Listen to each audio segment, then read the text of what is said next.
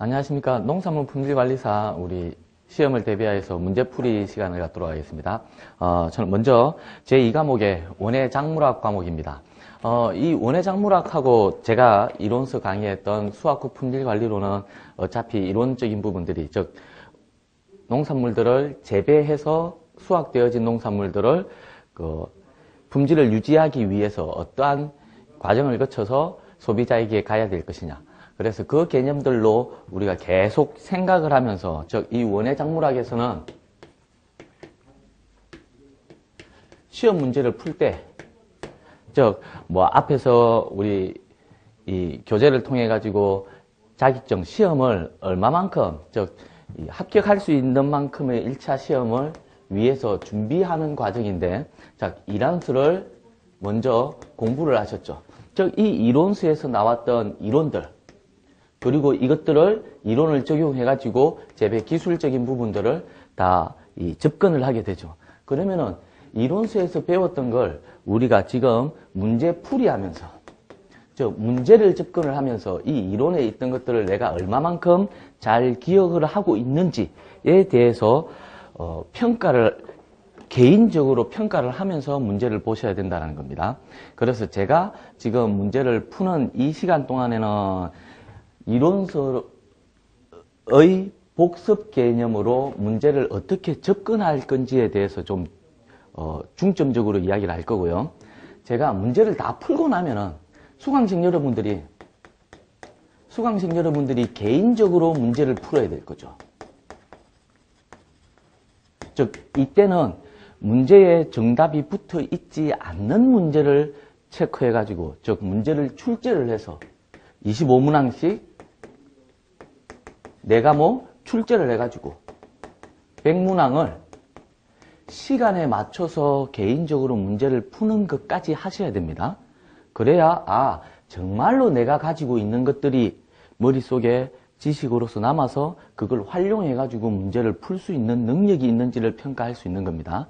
아니고 수업 시간에 제가 강의하면서 가르쳐주는 것, 이것대로 그대로 듣고 이해되고 정답을 맞출 수 있는 것처럼 보일지는 모르지만은 개인적으로 평가를 해봐서 실제 객관적인 점수가 얼마만큼 나오는지를 정확하게 보셔야 됩니다.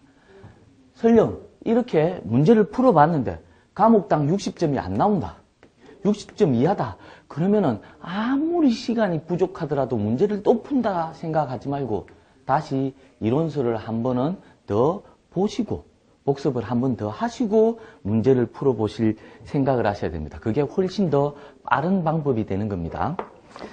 그러면 제가 이 과목 원해작물학에서 제일 먼저 나오는 원해작물의 개요, 즉 원해작물이 뭔지에 대해서 문제를 한번 쭉 보면서 제가 간단하게는 이론서에 나왔던 내용들을 조금씩은 짚도록 하겠습니다. 먼저 1번을 한번 보니까 원해작물의 중요한 특성에 대한 설명으로 옳지 않은 것, 즉 1번 문제에서 원해작물의 특성 그리고 틀린 것을 찾아라는 겁니다. 그 말은 내가 앞에서는 어떤 문항, 어떤 내용을 알고 있는지 그 내용의 옳은 것을 체크를 해야 되는 건지 그런 것을, 틀린 것을 체크를 해야 되는지 이 두 가지 정도를 체크만, 즉 문제에서 이것만 딱 집중적으로 보면은 별 어려움이 없을 겁니다. 다만 이제 보기가 나오겠죠. 보기 1, 알칼리성 식품이네. 오케이, 맞다라고 표시를 해주는 게 좋습니다. 2번은 정서적인 순화, 뭐죠? 이것들이 화해작물들에 해당하는 것들이죠. 즉 관상이나 정서적인 신화, 이것들이 더 진행이 되면은 뭐 하는 거죠? 원해 치료까지도 갈 수 있다. 즉 원해의 범위 안에도 들어가는, 즉 1번 문제를 보면서 첫 번째 문항에 나왔던, 보기에 나왔던 알칼리성 식품들은 나중에 품질의 영양가치 개념으로도 다 연결이 되어지겠죠. 뭘로? 우리가 복습했던, 우리가 이론서에서 배웠던 무기질이 많고 비타민이 많고 칼로리가 낮고 그러면서 더욱더 하면은 보건적인 특성들을 가지고 있고, 이러한 개념들을 이렇게 보기마다 어떻게 변환되어질 수 있는지, 즉 연결되어질 수 있는지, 이러한 것들을 모두 다 복습을 할 수 하는 방향으로 문제를 보시는 게 좋은 문제풀이 이 공부 방법이 되는 거죠. 3번에는 단일화네요. 단일화. 원예 작물들은 채소 작물, 화훼 작물, 과수 작물 그 안에서 또 각각의 품목들이 있었고 그 안에 또 품종들이 있었죠. 그게는 뭐죠? 다양화죠. 그러니까 이게 틀렸네. 뭐 동그라미 맞고 가다가 보니까 틀린 것 있어. 그래서 혹시나 보기에다가 이렇게 표시를 하면은 문제에서 내가 뭘 옳은 걸 체크해야 되는지 그런 걸 체크해야 되는지를 실수를 했을 때 그 실수를 이제 놓치지 않을 가망성이 많아지는 거죠. 정답을 정확하게 찾을 수 있는 가망성이 훨씬 더 높아집니다. 그래서 각각의 보기마다 옳은 건지 틀린 건지를 체크해 주는 게 좋겠죠. 그래서 이 다양성을 가지고 있다. 그래서 이 다양성은 뭐 소비자의 기호도, 즉 기호성이 다 다르기 때문에 원예 작물들, 농산물들은 다양화될 수밖에 없다라는 거죠. 4번은 집약적인 재배네요. 원예 작물이 뭔데? 울타리 안에, 즉 제한된 공간 내에서 투입을 많이 해가지고 경제적이나 노동력이나 그래서 집약적인 투입을 통해서 소득을 높이고자 하는 거죠. 그러니까 4번도 맞는 게 되죠. 그러면 1번 문제를 하면서 뭐 원예 작물의 범위와 그 각 작물들의 특징들 그것들을 가지고 원예 작물들을 재배하는 개념들까지도 좀 어느 정도 연결되어져서 볼 수 있겠죠. 그럼 1번 문제를 딸랑 봤는데 원예 작물의 전체적인 개념의 어떤 절반 정도는 연결이 다 되어버린다는 거죠. 그래서 이것들을 가지고 다음에 어떻게 수정을 해가지고 문제가 출제되어지겠죠. 그래서 이 비슷한 문제가 출제되어진다. 그러면은 절대로 틀리면 안 되는 겁니다. 그 말은 이 한 문제를 보면서 내가 이론서에서 어느 부분에서 문제가 출제되어졌고 그 부분에서 어느 개념들을 가지고 내가 접근을 해가지고 문제를 풀이하면 된다. 그것들이 이제 머릿속에 딱 정리가 됐다면은 이것과 비슷한 문제는 아무 문제 없이 쉽게 문제를 풀어야 된다라는 개념인 겁니다. 그럼 2번을 한번 보시죠. 이 원예의 특성과 똑같은 개념으로 문제를 출제합니다. 원예에 관한 설명으로 원예의 특성, 관한 설명으로 옳지 않은 것, 틀린 것 또 찾아라네요. 12회 기출문제 나온 겁니다. 1. 기능성 건강식품의 인기에 따라 각광받고 있다. 뭐 알칼리성, 기능성, 보건성의 개념이죠. 2번 원예의 가치에는 식품적, 즉 식품적으로 칼로리가 낮고 또는 보건성을 띄우고 즉 경제적 가치, 뭐 소득을 높일 수 있고 관상적 가치, 화훼 개념들도 있어야 되는데 포함되지 않는다 되어 있네요. 그래서 뒤에 게 틀린 것. 즉 1번 문제를 조금 더 복잡한 것처럼 이야기한 겁니다. 보기 3. 채소, 과수, 화훼 작물을 집약적으로 재배하는 생산 활동이다. 뭐 여러 가지 다양성을 가지고 있는 작물들 크게 이야기해서 채소, 과수, 화훼 작물이라는 겁니다. 그걸 집약적으로 재배 생산하는 거야. 어원적으로는 울타리를 둘러치고 재배하는 것을 의미한다. 그래서 제한된 공간이라는 개념으로 접근을 하게 되어진다는 거죠. 그러니까 2번 문제와 1번 문제는 똑같은 겁니다. 그 말은 뭐냐면은 지금 기출 12회 문제가 이렇게 보기가 길게 나왔다는 말은 우리 이 앞에 기출 문제에서 나왔던 원예의 특성, 원예의 중요성 등등등에 해당하는 문제들을 조금 더 풀이, 즉 설명적, 이해적인 측면으로 보기를 나타낸 겁니다. 아무것도 아닙니다. 똑같은 내용이라고 생각을 하십시오. 그럼 보기 3번, 문제 3번도 한번 보십시오. 영양적 가치, 원예 작물에서 우리가 뭐 보건적 가치나 기호적 가치나 관상적 가치나 식품적 가치나 등등등을 이야기를 하고 있는데 거기에서 영양적 가치를 이야기하는 거죠. 즉 영양적 가치는 나중에는 우리가 원예의 개요에서 일한 원예 작물의 특성들을 이야기하지만 이것들은 농산물의 품질과 또 그대로 연결이 되어지죠. 왜? 외관, 조직감, 풍미, 영양가치, 안정성이라고 하는 것에서 영양적인 부분들. 그럼 수학구 품질 관련하고도 똑같은 개념이 연결되어진다는 거죠. 영양적 가치로 볼 수 없는 것, 또 틀린 것을 찾아라네요. 비타민의 공급원, 다양한 무기질의 제공, 항산화작용과 같은 기능성 물질, 영양가치, 질소화합물이 풍부하고 열량이 높아 열량이 낮은 특징을 가지고 있죠.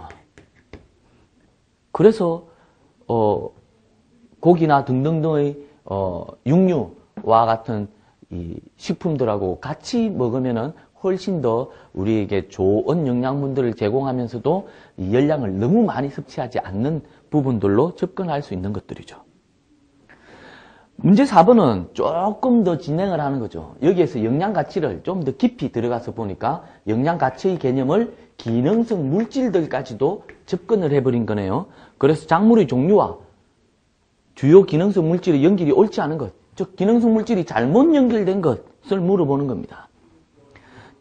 이 기능성 물질들은 보기에서 보니까 다 과체류가 대부분인데 포도는 과수, 토마토 과체류, 블루베리 과수, 인삼은 우리가 농산물 자체에서 쓰고 있는 인삼들을 농산물 안으로 이제 포함을 시켜놓고 있는 것들이죠. 그러한 것들이 어떠한 기능성 물질들을 가지고 있느냐. 보니까 포도는 레스베라트롤, 즉 이 11회 기출문제 10회에도 비슷한 문제들이 출제되어지고 있습니다. 얘네들은 어디에 있다? 이것들은 다 2차 대사산물들이다. 그래서 이 2차 대사산물들은 대체적으로 표피에 많이 있다.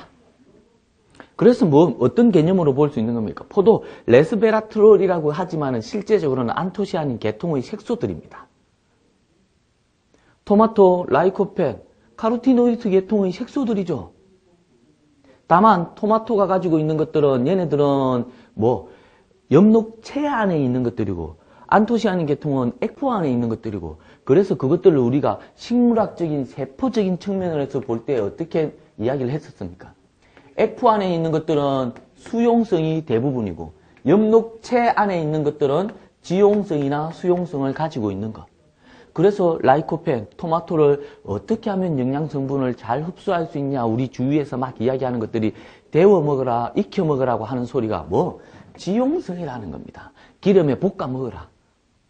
그래야 훨씬 더 잘 녹아서 흡수가 잘 된다라는 개념을 이야기하는 겁니다. 그게 식물 세포의 어느 부위에 있느냐, 어떤 성질을 가지고 있느냐를 이해를 하면은 이것들이 다 연결이 되어진 거죠. 즉 우리 일상생활 속에서.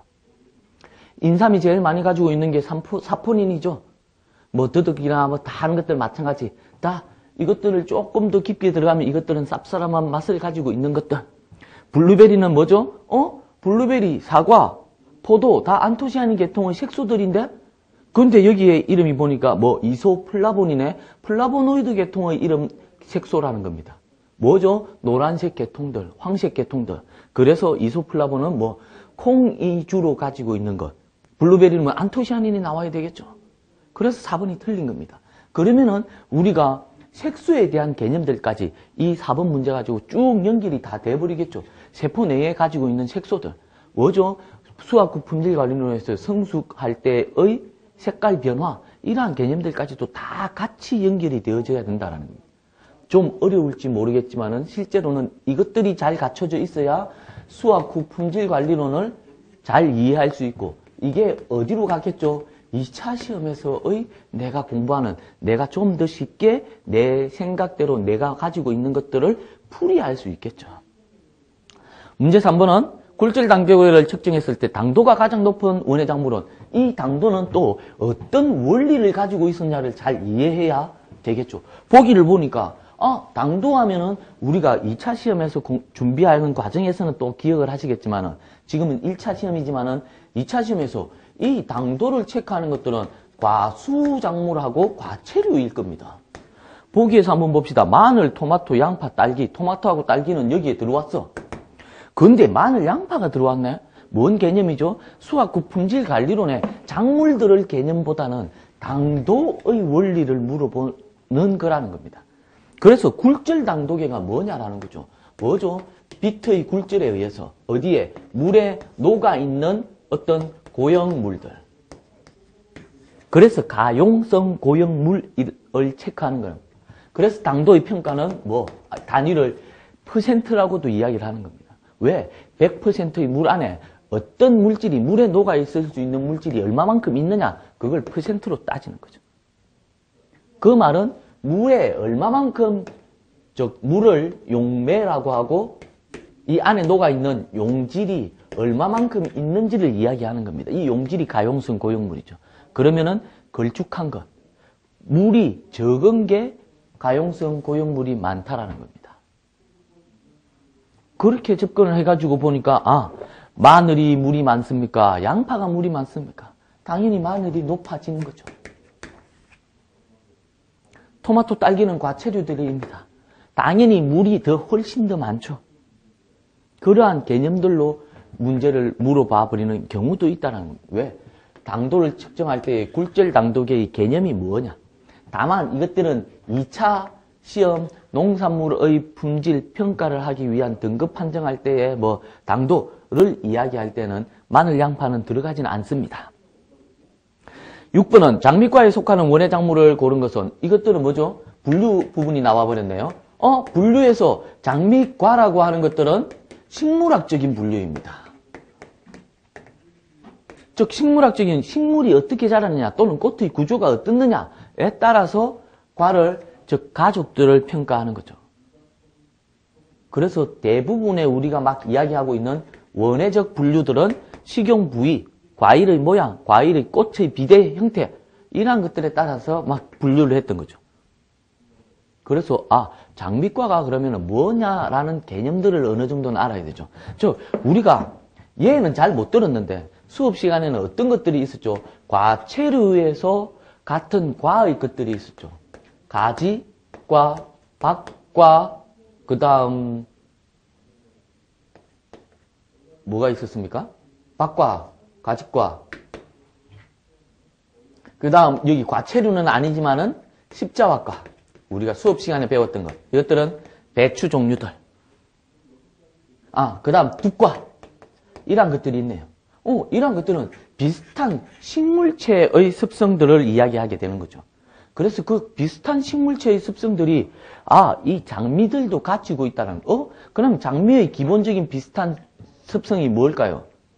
꽃잎이 5개짜리, 가시가 있든지 할 수 있는 것들, 그리고 봄에 피는 것들. 그래서 그리고 그것들이 길게 가지를 길게 자라면서 여러 개의 꽃을 피울 수 있는 형태들. 보기에서 보니까 블루베리, 사과, 토마토, 나무, 딸기 나와 있네요. 우리가 제일 쉽게 접근할 수 있는 게 뭐 있습니까? 토마토. 가지과네? 그러면 디귿은 무조건 틀린 거. 그러면은 1번, 3번에 해당하는 기역 디귿 있고 니은 디귿 있는 거는 무조건 틀린 것. 그 다음에 이게 블루베리가 여기에 들어갈 거냐 아니면은 사과가 여기에 들어갈 거냐 이러한 것들로 즉 2번이나 4번 그러한 개념으로 접근을 해야 된다는 거죠. 당연히 정확히 알지 못하는 것들은 그냥 이 정도 가지고도 선택을 즉 이 정도 가지고 찍어서 넘어가셔도 별 문제는 없을 겁니다만은 수업 시간에 문제 풀이가 들어가니까 즉 나무 딸기라고 하는 것하고 그 다음 블루베리라고 하는 것하고 사과하고 즉 제일 많이 재배되어지고 있고 제일 많은 종류의 식물들이 이 장미과에 해당합니다. 그리고 블루베리는 진달래과에 해당합니다.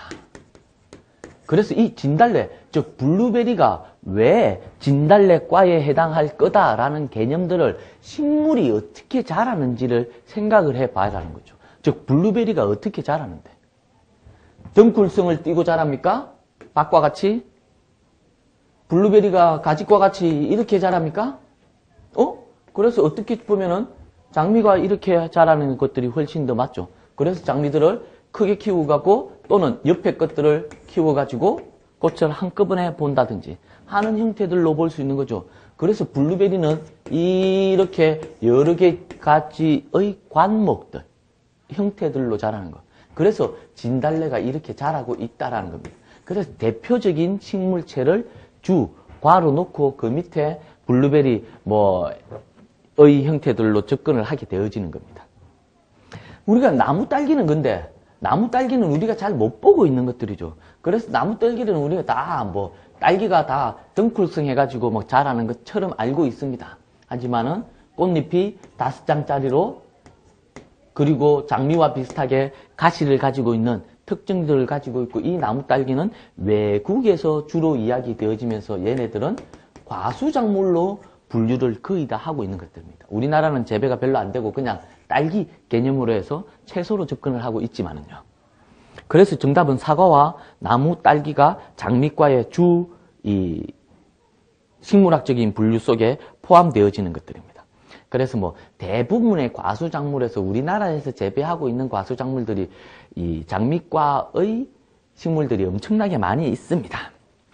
문제 7번은 다음 가로 안에 공통적으로 들어갈 것 해가지고 162페이지로 넘어와서 가로를 보니까 뭐가 나와 있죠? 위과와 진과를 나왔네요. 뭐 분류 속에서도 과수작물의 분류 거기에다가 꽃이 과일이 어느 부위가 비대되어졌느냐를 물어보는 거죠. 거기에서 공통적으로 들어가야 될 부분 그 단어가 뭐냐? 위과와 진과 가로가 나왔네요. 가로와 함께 꽃바퀴의 일부가 과육으로 발달한 열매. 그래서 대표적인 사과, 배 등등등. 이것들은 뭐죠? 자방 또는 씨방하고 꽃바퀴하고 같이 비대되어진 것. 진과는 뭐죠? 자방이나 씨방이 발육해가지고 자연스럽게 자란 것들. 그래서 이것들을 비교해가지고 우리가 어떻게 기억을 해라? 배꼽이 튀어나와 있는 것. 그 다음 배꼽이 들어가 있는 것. 그래서 이것들은 구분이 잘 되지 않는 형태. 진과와 위과로 크게 신경 써라. 그러면 별 어려울 거 없다. 보기에 수술, 꽃잎, 씨방, 주두. 그러면 보기 3번 씨방이 정답이 되겠죠. 당연히 씨방이 씨를 가지고 있는 꽃. 그래서 꽃의 구조 내에서는 이 비대발육하기 전에, 즉 씨가 생기기 전에는 자방이라고도 부르기도 합니다. 그래서 혹시 이 씨방이라는 단어 말고 자방이 나오게 되면은 자방을 정답으로 체크하면 되겠죠. 8번, 9번, 10번, 11번 이렇게는 다 진과와 위과를 가지고 어떻게 진과가 뭐고 위과가 뭐고 진과의 특징이 뭐고 이러한 것들을 물어보는 문제들입니다. 즉 분류에서 과수 분류들을 어떤 형태들로 말을 자꾸 바꿔가지고 문제를 출제했다는 거죠. 8번에는 진과가 아닌 것, 그럼 위과를 찾으면 되고 9번에서 위과에 대한 설명으로 옳은 것 뭐였죠? 앞에서도 나왔듯이 씨방과 꽃바퀴 부분이 같이 비대되어진 것.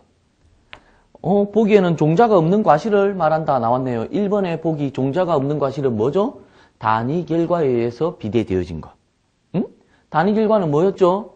수분 수정을 했든지 안 했든지 종자가 발달을 하지 못한 것들을 이야기해. 즉 종자가 없지만은 과일이 비대되어지고 낙과하지 않는 것. 대표적인 과일은 딸기와 사과다. 그래서 이것들이 위과에 해당하는 거죠. 보기 3번은 씨방 상위가라고 하는 것들이 나왔네요. 이 씨방 상위가, 씨방 하위가라고 하는 부분들은 좀 더 깊이 들어가가지고 이야기되어 버리는 거죠. 즉 꽃받침이 있고 씨방이 이렇게 위에 있는 것들이 대체적으로 진과. 그래서 이것들이 그대로 비대되어지면 과일 형태를 띠게 되는 거죠. 그런데 위과는 어떠냐? 꽃바퀴가 이렇게 있는데 이 밑에 씨방이 쭉 들어와 가지고 있더라는 거죠. 그래서 꽃잎이 여기 있고 꽃 수술이 이렇게 있고. 그래서 이것들이 비대되어질 때 여기가 같이 비대되어져 버리니까 여기는 쑥 들어가고 과일이 이렇게 비대되어진다라는 겁니다. 이러한 개념들로 이야기하는 거고 씨방 상위가 그래서 진과의 대표적인 겁니다. 씨방만이 비대 발달한 과실이 진과에 해당하는 거고. 그래서 정답이 2번이 되겠네요. 10번은 진과를 물어봤습니다. 위가 다 빼고 진과는 뭐죠? 손잡이 있고 배꼽 위로 있는 것. 핵과류, 복숭아 바로 나와버렸네요. 11번 화탁의 일부가 과육으로 발달한 위가. 위가 또 나왔습니다. 사과배가 대표적인 거죠. 딸기도 마찬가지, 무화과도 마찬가지. 그래서 사과가 섞여 있는 거 빼야 되고 배가 섞여 있는 거 빼야 되고. 그러니까 정답은 3번은 둘 다 진과이고. 그래서 2번이 위가, 사과와 배가 정답이 되겠네요. 12번은 과수를 분류할 때 진과와 위가 말고 식물체의 꽃 내에서 비대되어지는 걸 조금 더 세부적으로 평가를 해가지고 나타난 인과류, 준인과류, 핵과류, 장과류, 각과류라고 하는 5가지 분류 방법으로 해놓은 것들을 시험 문제에 푸는 것들입니다. 이것들도 다 인위분류법, 원회적 분류법에 해당하고 과실의 비례 특성에 따라서 분류할 때 옳게 짝지어진 거, 맞는 것을 찾아라 라고 하는 거죠. 인과류는 뭔데? 인과류는 사과배였죠. 준인과류가 감귤, 그리고 감이었죠. 그러니까 보기 1번, 보기 2번은 그대로 바뀌었네요. 보기 3, 핵과류는 뭐죠? 복숭아, 자두인데? 포도가 장과류이죠. 각과류가 밤, 호두, 그러니까 보기 4번이 정답이 되겠네. 그러면 뭐죠? 이 분류를 그대로 또 다 나와버렸네. 그러면 이것들이 또 13번의 문제에 보니까 인과류에 해당하는 거, 사과배. 답 바로 1번, 보기, 기억, 니은. 그 다음 14번, 장과류, 장과류, 포도. 여기에다가 베리 종류들 또 들어가겠죠. 장과류 모두 고르시오. 사과, 인과류, 복숭아, 핵과류, 포도, 나무 딸기 또는 블루베리 다 장과류에 해당합니까? 그러니까 니은, 리얼. 14번은 3번이 답일 거고. 15번 또 비슷하게 나왔네요. 장과류, 또 장과류 나왔습니다. 하나도 보기 블루베리하고 배만 바뀌었네요. 정답은 또 니은, 리얼. 그래서 정답은 4번이 되어지는 거. 즉 우리가 이렇게 쭉 보고 있는 것들을 가지고 문제가 계속 조금씩 바뀐다는 그 말은 인과류 시험 문제 나왔다고 인과류만 기억하지 말고 핵과류 시험 나왔다고 핵과류만 기억하지 말고 즉 이러한 문제가 출제되어지면 이걸 한 방에 같이 딱 연결해 놓으면 그것들을 수정, 변환시켜서 출제되어지는 것들은 다 계속 정답을 맞힐 수 있게 되겠죠. 16번에는 이번 12회 기출문제 출제된 거. 각과류가 나왔네. 분류되는 것은 뭐냐? 호두, 밤. 나왔죠? 보기 1 바로네요. 배, 인과류, 대추, 핵과류, 복숭아, 핵과류. 그러니까 정답도 엄청나게 쉽죠? 우리가 구분을 좀 어느 정도 할 수 있는 것들을 가지고 쉽게 문제를 접근할 수 있는 문제들이 출제하면은 점수 획득해라고 주는 문제라고 생각을 하십시오. 17번은 조금 복잡한 개념들로 접근을 하고 있는 거고 시험 문제는 한 번도 안 나왔지만은 이러한 과일들이 또 보니까 과일을 하나를 한 과일로 보느냐 아니면 뭉쳐 있는 걸 보느냐 아니면 여러 가지 한 개씩 나와 있는 작은 것들을 두고 있느냐를 가지고 이야기하는 것들입니다. 또는 이것들이 하나로 과일로 나타나는 것들. 그래서 단과 복과라고 하는 말들을 이야기하게 되어지는 거죠. 즉 하나의 이 꽃에서 한 과일 그리고 여러 꽃이 한 과일로 이야기되어지는 것. 그래서 여기 보니까 다음 중 단과가 아닌 거 나왔습니다. 그 과일 안에 씨방이라고 하는 것들이 여러 개가 묶어 있는 거. 그래서 사과, 복숭아, 감은 한 과일이죠. 파인애플은 뭐냐? 과일이 이렇게 있는데 여기에 씨가 한 개가 있고 또 한 개가 있고 또 한 개가 있고 여러 개가 뭉쳐가지고 하나의 복과 형태로 뭉쳐진 겁니다. 그래서 이 씨방 옆에 있는 과육, 또 씨방 옆에 있는 과육, 또 씨방 옆에 있는 과육하고 다른 부위들이 같이 비대되어져서 파인애플을 형성하는 겁니다. 18번 문제는 이제 채소작물들의 기능성 물질. 앞에서 과수작물의 기능성 물질 나왔죠. 기능성 물질은 뭐다? 2차 대사산물들이다. 그래서 보니까 채소작물에서의 기능성 물질들은 색소 개념들도 있을 거고 당연히 거기다가 또 어떤 영양, 항암성, 항산화성 등등등을 가지고 올 수도 있겠다라는 거죠. 고추, 캡사이신, 매운 것. 토마토, 라이코펜, 또 색소들. 오이, 엘라티린, 마늘, 액티니딘, 즉 우리가 1번, 2번 보기는 정확히 알게 있는데 3번, 4번이 좀 헷갈려. 그런데 이걸 어떻게 우리가 기억을 할 거냐라는 거죠. 옳지 않은 것 이야기했네. 마늘 뭐죠? 매운맛을 나타내는 것. 그래서 알리신과 같은 개념들이 좀 더 많이 들어와야 되는 거죠. 그래서 이것들이 우리가 알고 있는 즉 매운맛, 쓴맛, 강한 맛 이러한 것들이 실제로 과수작물이나 채소작물에서의 2차 대사산물들을 좀 어느 정도 연결을 해놔야 되어지는 것들이죠. 그래서 여기 이러한 문제들을 딱 넣으면은 상추, 채소작물에서 뭘 많이 가지고 있고, 십자가 채소에 하는 배추가 어떤 성분들을 많이 가지고 있고, 나오지 않는 양파 성분들이 어떤 걸 많이 가지고 있고, 이러한 것들을 좀 같이 기억을 해 놓으셔야 된다는 거죠. 19번에서 그대로 넘어오네요. 배추가 락투신이 나와 있었는데 뭐죠? 글루코시놀레이트죠. 소화를 돕는 것들. 많이 있으면 당연히 쓴맛을 나타내기도 하고. 20번에는 양파의 주요 기능성 물질이 해가지고 나왔네요. 12회 기어출 문제가 나왔습니다. 뭐죠? 양파에서 원래 우리가 제일 많이 알고 있는, 그래서 우리가 양파, 마늘과 같은 알리신 계통의 성분들을 많이 가지고 있는 것들이 또 다른 형태들로도, 즉 다른 종류의 것들이 있더라는 거죠. 그걸 이제 좀 더 어렵게 문제를 푸는 거죠. 실제적으로 양파의 주요 성분들 딱 했는데 우리가 잘 기억을 못 하겠어. 보기 한번 보시죠. 캡사이신 뭐였죠? 1번 캡사이신, 고추, 라이코펜, 토마토 넘어갔네요. 3. 아미그달린 나왔네요. 이거 뭐죠? 10회, 11회에 계속 나왔던 거죠. 매실의 C, 핵과류의 C에서 독성분으로 나왔던 거. 그럼 몰라도 정답 4번이 나올 수 있는 거죠. 그러면서 우리는 또 양파가 케르세틴이라고 하는 형태의 이 기능성 물질들도 가지고 있구나 정도로 공부를 해놓으시면, 또는 이 앞에 문제가 나왔던 보기들을 가지고 맞지 않은 거를 찾으면서도 나올 수 있는 것들이죠. 21번은 채소 작물들을 분류한 것들이 나왔네요. 식용 부위, 그것도 잎줄기 채소 예시로 옳게 연결된 것, 맞는 것을 이야기합니다. 잎채소, 엽채소죠. 잎을 먹는 것. 파는 뭐죠? 줄기 채소를 먹는 거죠. 줄기를 먹는 거죠. 꽃채소, 꽃봉우리 또는 꽃을 먹는 것. 그래서 브로콜리 또는 콜리플라워가 되는 거죠. 양배추는 잎을 먹는 거죠. 그래서 엽채소에 해당하겠죠. 시금치도 엽채소에 해당하겠고. 그래서 마늘, 파가 비늘 줄기 채소로 들어가지는 거죠. 그러니까 정답이 옳은 것은 4번이 되겠네요.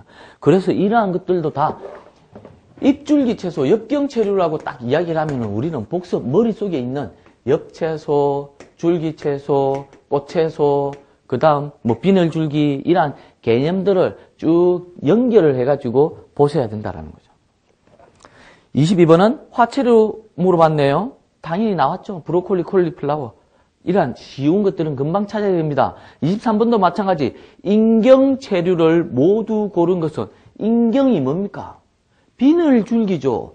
인경. 줄기인데 이파리가 줄기에 붙어가지고 비대되어져서 만들어지는 거.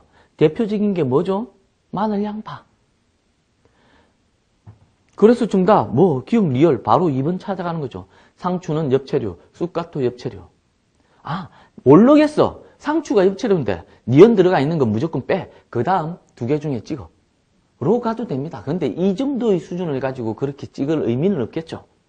24번, 원예작물의 식물학적 분류에서 같은 과끼리 묶이지 않은 것. 앞에 과수작물에서 장미과를 물어도 봤죠. 근데 원예작물 전체를 보았는데 식물학적 분류에서 같은 과 안 나왔어. 보기에 보니까 배추랑 결구상추, 그 다음 무갓, 그 다음 오이, 수박, 고추, 토마토, 다 채소작물이네. 과채류에서 많이 나왔던 거네. 오이, 수박, 뭐죠? 박과. 고추, 토마토, 가지과. 콩 종류가 없으니까 2과가 없네? 그 다음, 십자과과. 배추, 양배추, 무, 갓과 같이 혼행성 식물들. 그러니까 이번 십자과가 있네? 근데 배추하고 결구상추가 뭐죠? 상추가 뭐라는 거죠? 상추하고 배추하고의 원예적인 특성, 즉 식물이 좋아하는 온도도 다르죠. 자라는 것도 틀리죠. 그래서 온도도 다른다는 말은 얘네들은 여름에 꽃을 피우는 것들이죠. 배추는 겨울 지나고 봄에 꽃을 피우는 거고. 그래서 식물이 자라는 습성조차도 틀린데 이게 같은 과이냐라는 거죠. 그래서 얘는 국화과에 해당하는 거고 얘가 십자가과에 해당하는 겁니다. 25번에는 또 다른 문제로 나왔는데 토마토와 같은 과, 가지과죠. 그거 찾아라는 겁니다. 고추, 토마토, 가지 있는데 그 중에 뭐가 있느냐? 아, 바로 2번 나왔네요. 양파는 인경, 그래서 화해작물에서 나오는 수선화과, 인경과 같은 과입니다. 즉, 이제 비대 형식이 완전히 다르죠. 상추, 국화과, 오이, 박과, 이러한 개념들로 문제가 출제되어지는 것들마다 조금씩 결합을 해놓으면 되겠죠. 다음 중 잎이 변하여 생성된 기관을 모두 고른 것으로 옳은 것. 잎이 변하여서 생성된 것, 잎이 비대되어진 것, 또는 잎이 변해된 것. 보기에 보니까 선인장 가시. 맞죠? 잎이 변해서 넓은 형태가 아니고 가시로 됐어. 마늘이 인편, 잎이 줄기에 붙었어. 양파 인경 붙었죠. 감자의 괴경은 뭡니까? 경, 괴경, 경, 줄기가 비대되어진 거죠. 그러니까 디귿만 빠진 거면 되네요. 디귿 들어가 있는 거 빼. 그러면 답은 4번이네, 바로. 27번은 채소의 뿌리나 줄기의 일부분이 저장 영양기관으로 변형된 것. 그래서 식용하는 뿌리 채소와 연결이 옳지 않은 겁니다. 뿌리 채소 하니까, 아, 또 채소 작물들의 식용 부위에서 뿌리 영양기관을 먹는 건데, 얘네들이 어떻게 직경류, 괴경류, 개근류, 이런 근경류 좀 구분이 되어지더라. 그것들을 어떻게 연결이 올바른 것 또는 틀린 것, 즉 옳지 않은 것 나타냈네. 직근류, 당근, 무, 괴근류, 마, 고구마, 괴경류, 감자. 3번 바로 고구마가 나와 있네요. 그래서 틀린 게 되는 거죠. 건강류, 생강, 연근. 이렇게 우리가 알고 있었던 것들을 다 복합적으로 같이 어떤 게 뭐가 틀렸고 여기에 어떤 게 들어가야 되고 이러한 것들만 연결할 수 있으면 어떻게 문제가 출제되어져도 다 맞출 수 있게 된다는 겁니다. 그 밑에 있는 문제도 똑같죠. 직근류가 아닌 거 뭐죠? 깊이 자라는 것, 무, 당근, 우엉, 고구마는 뭐였습니까? 괴근이었죠. 29번은 이것들을 좀 더 어렵게 출제한 것 같은데 똑같은 내용입니다. 가로는 지하경의 선단이 비대 발육할 것이고 지하경, 줄기가 비대했다라는 겁니다. 고구마 아니겠죠? 감자, 개통일 겁니다. 그 다음은 뿌리가 비대해진 것. 이래갖고 보기를 보니까 고구마, 감자 나와 있어. 어떤 순서이죠? 감자, 고구마이죠. 그래서 앞에 감자는 괴경이고 고구마는 괴근이고. 그래서 이것들이 틀리기 때문에 좀 기억을, 시험 문제를 좀 더 잘 출제를 한다. 30분에 온도 적응성에 따라서 분류되는 채소 작물 가운데 호온성 채소, 즉 따뜻한 온도에 좋아하는 것. 우리나라에 한참 여름을 중심으로 키우는 것. 여름을 중심으로 키우는 게 뭐가 있죠? 배추 겨울에 가까워야 되고, 시금치 겨울 지나고 봄에 좋아하죠. 미나리 겨울 다 돼서 또는 겨울 지나고 따뜻한 데서부터 수확되어지는 거죠. 토마토 한여름에서부터 재배되어지는 거. 그래서 토마토, 가지, 고추가 다 호온성, 같은 가지과이면서도 호온성을 가지고 있는 겁니다. 과채류들이 대부분이 그런 것들이고, 오이, 수박도 마찬가지죠. 멜론, 참외 다. 그래서 우리가 1장에서 배우는 것들이 막 이러한 분류 부분에서도 다 연결이 되어진다는 겁니다. 31번은 채소의 생태적 특성에 따른 분류, 즉 생태적 특성, 즉 생육 습성에 따른 분류들을 이야기하는 겁니다. 십자가과 채소, 가지과 채소는 어떤 분류죠? 식물학적 분류. 호강성, 호험성, 온도를 좋아하는 것 이야기하는 거죠. 열매채소, 뿌리채소, 먹는 부위, 괴근류, 괴경류, 뿌리채소에서도 먹는 부위. 그러니까 환경은 2번이 맞는 거죠.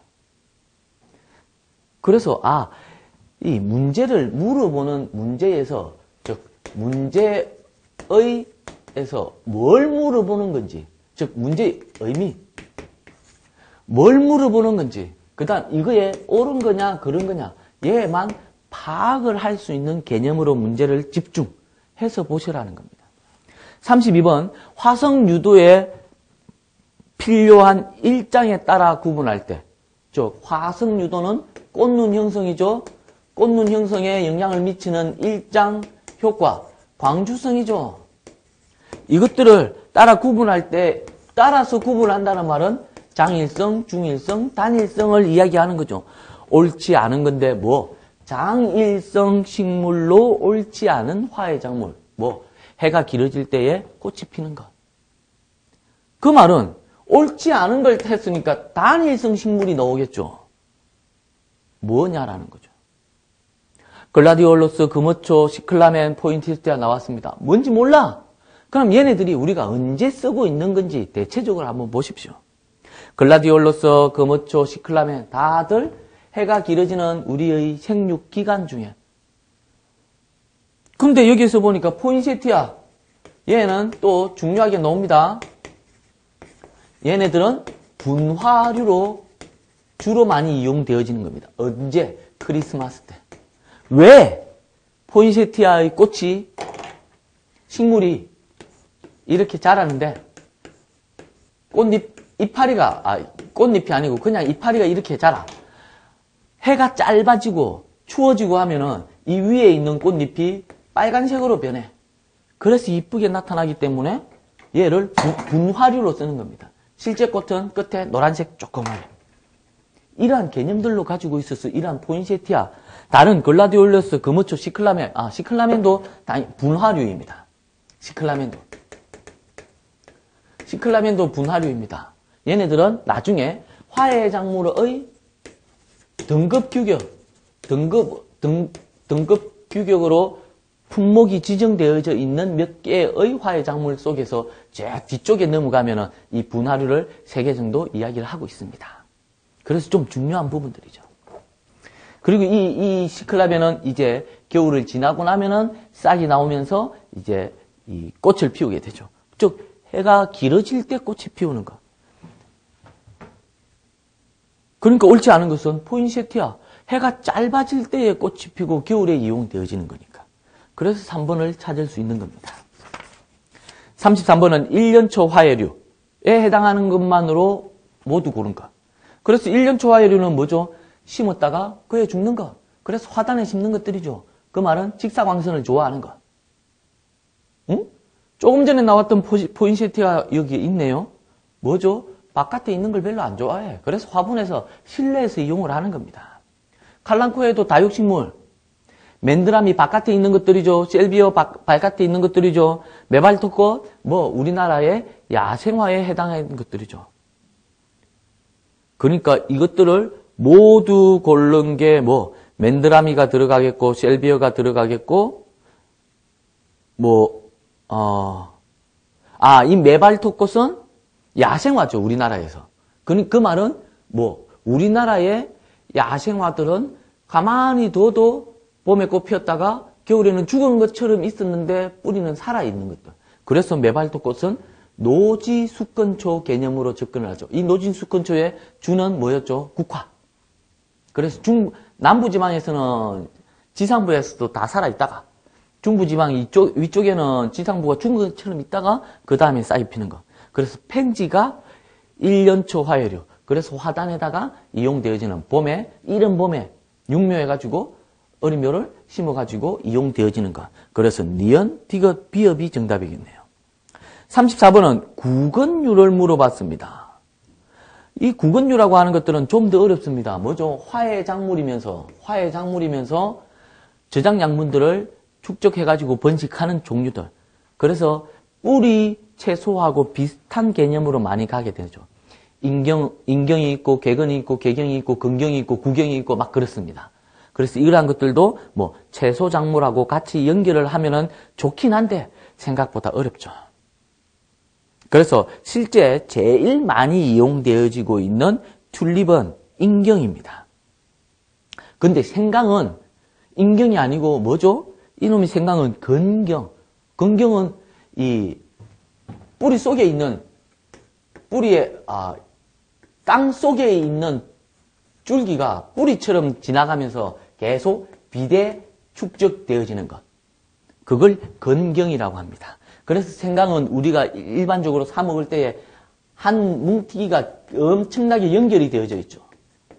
그래서 큰 거는 막 길한 형태들을 나타내고 있죠. 즉, 줄기인데 줄기가 뿌리처럼 비대되어지는 계속 이렇게 생장점을 가지고 있으면서 비대되어지는 형태들을 이 건경이라고 합니다. 인경은 뭐였죠? 잎이 줄기에 붙어가지고 비대되어지는 것. 그래서 쉽게 구분을 할 수 있게 되어지는 거죠. 객은 나왔던 다알리아, 화해 종류, 고구마는 채소 종류, 괴경, 감자, 화해 종류는 시클라멘, 건경, 연근 또는 생강, 그리고 화의 종류는 칸나. 그래서 정답은 이 인경은 여기에 생강 대신에 뭐가 들어가면 되는 거죠? 마늘이나 양파가 들어가면 되는 거죠.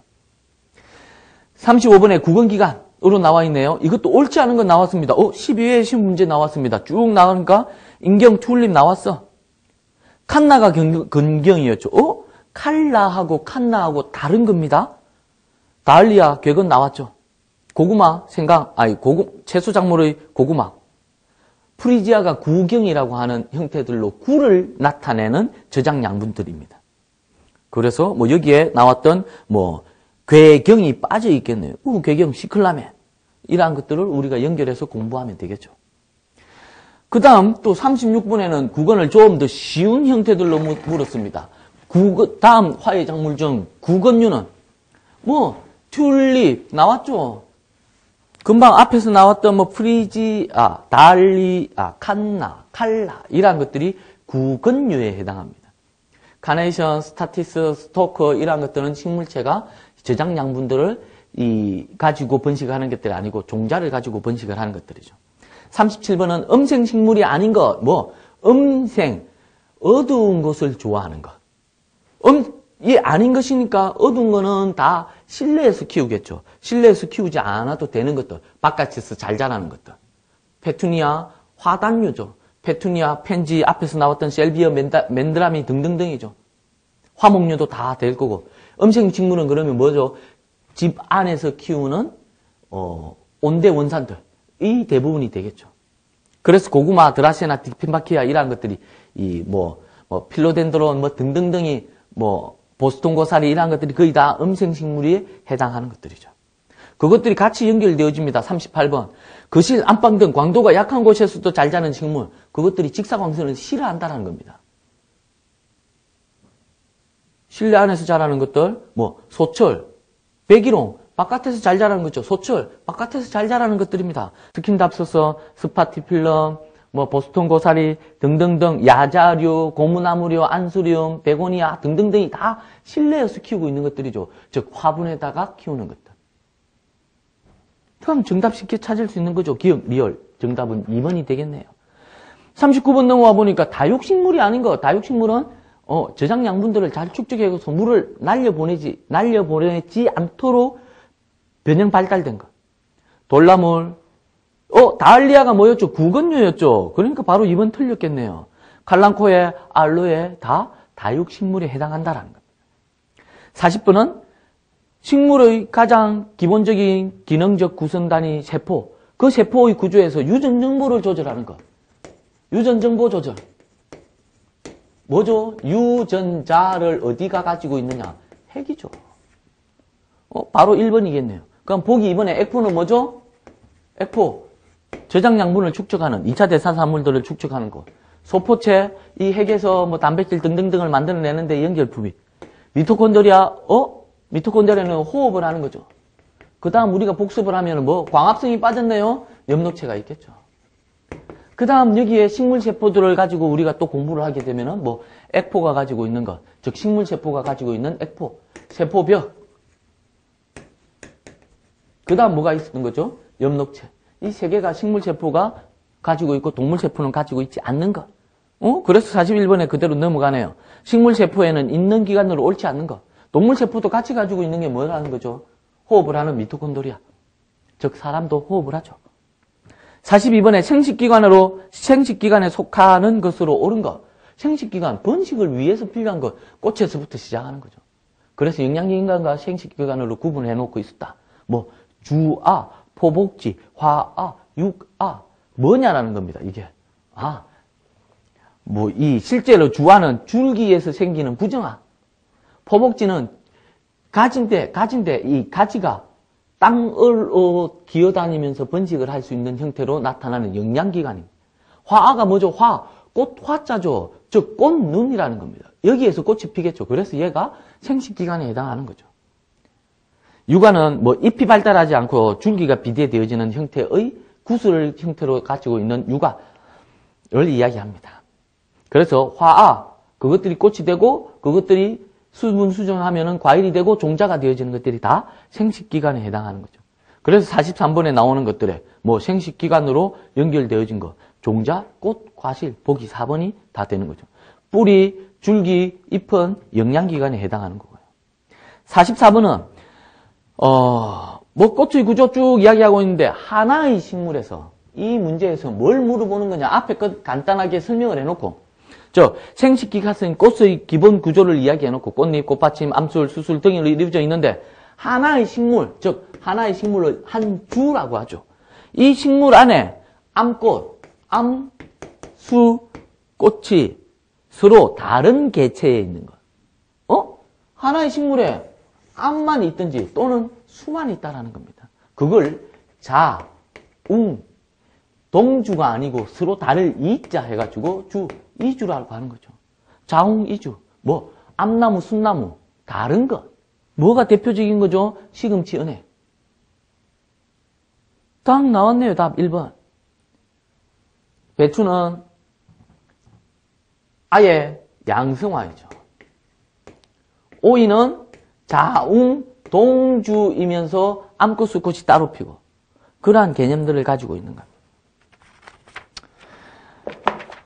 그래서 뭐 이러한, 즉 우리가 이 1장 원의 개요 부분, 원의 작물의 개요 부분들을 통해서 우리가 이론서에서 배웠던 여러 가지 원의 작물의 특성들, 중요성들을 이야기하고 그것들을 분류할 때에 식물학적인 분류와 원해적 분류들을 하는데 어떻게 얘네들도 채소작물, 과수작물, 화해작물들을 통째로 식물학적 분류, 그 다음 원해적 분류에서는 채소작물들을 식용하는 것, 얘네들은 과일의 형태에 따라서, 화해작물들은 어떻게 이용하느냐에 따라서 뭐 화단이나 1년초냐 2년초냐 화단으로 쓰느냐 절화로 쓰느냐 또는 화분으로 쓰느냐 이러한 것들을 가지고 각각의 특성들에 따라서 이야기했던 거죠. 거기에서 좀 더 화해작물은 없는 뭐 기능성, 이러한 것들이 원해작물의 전체적인 개념, 그것들은 다 각각의 비슷한 특성들을 가지고 있기 때문에 이러한 분류들을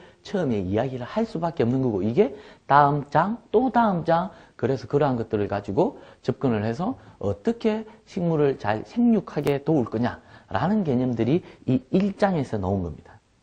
그래서 제가 이렇게 1장을 강의를 하고 나면은 수강생 여러분들은 어떻게 하라고 했죠? 얘네들을 머릿속에 딱 정리를 해놓고 원해작물학 다 하고 나서 문제를 따로 추출을 해야 되겠죠. 문제 따로 추출하는 게 싫어. 그러면 어떻게 하면 되겠죠?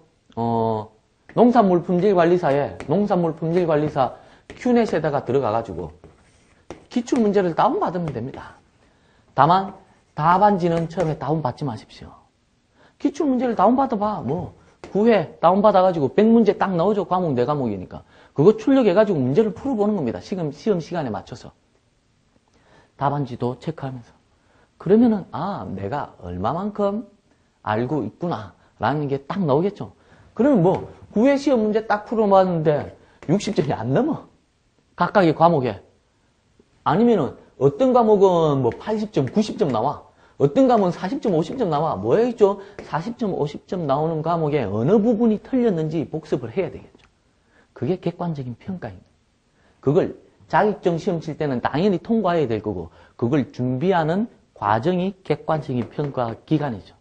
그 시간 동안에는 내 스스로 이 평가를 확실하게 해야 내가 이 점수를 받지 않고 여기에서 더 점수를 획득할 수 있는 복습 시간이 필요한 겁니다. 그 복습을 하고 나서 다시 뭐 10회를 딱 출력해가지고 쳐보니까 이걸 틀리지 않네 라고 가야 되겠죠. 근데 이걸 복습을 안 하고 9회 시험을 풀었어. 어떤 거는 이렇게 40점, 50점밖에 안 나와. 그런데 복습 안 하고 또 10회 풀죠. 어떻게 하겠습니까? 또 똑같습니다. 또 모르는 부분은 그 40점, 50점 나오는 겁니다. 자격증 시험 치러 가서 어떻게 하겠죠? 얘를 잘못해갖고 38점이 나와. 어떻게 합니까? 환장하는 거죠. 그걸 객관적인 평가를 해야 된다는 거예요. 1장에서는 제가 말이 좀 길었습니다. 2장 또 다음 시간에 넘어가서 2장 원해작물의 생육 부분에서 강의를 할 때는 이제 이런 복습하는 개념들을 제가 다 이야기하지 않겠습니다. 말만 그냥 툭툭 던져보겠습니다. 그게 내가 제가 이야기하는 말이 머릿속에서 내용들이 같이 탁탁 떠오르느냐. 그 다음 3장에 넘어가면 어떻게 하겠죠? 제가 말을 조차도 안 하고 살짝 넘어갈 겁니다.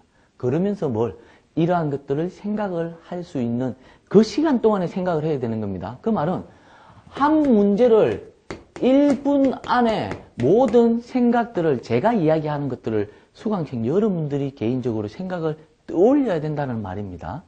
그걸 이제 장으로 다음 넘어가면서 계속 그런 훈련들을 시키면서 문제를 풀어 드릴 테니까 너무 걱정하시지 마시고 문제를 푸는 방법들을 배우고 내가 복습하는 방법을 배운다 라고 생각을 하시면 감사하겠습니다. 그러면은 수고하셨고요. 다음 시간에 뵙겠습니다.